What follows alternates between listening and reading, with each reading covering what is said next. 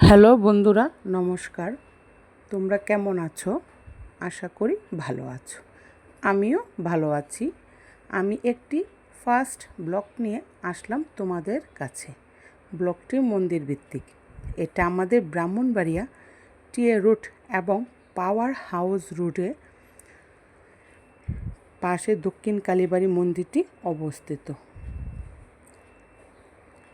এই মন্দিরটি স্থাপিত হয়েছে 30 আষাঢ় 1995 বাংলা।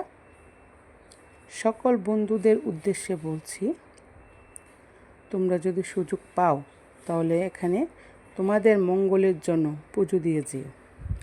এখানে আমাবস্যা পূর্ণির মধ্যে ভোগ লাগানো হয় এবং বাৎসরিক কীর্তন আছে।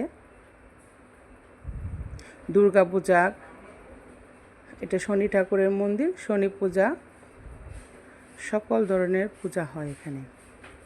তোমরা কিন্তু অবশ্যই দেখে যাবে।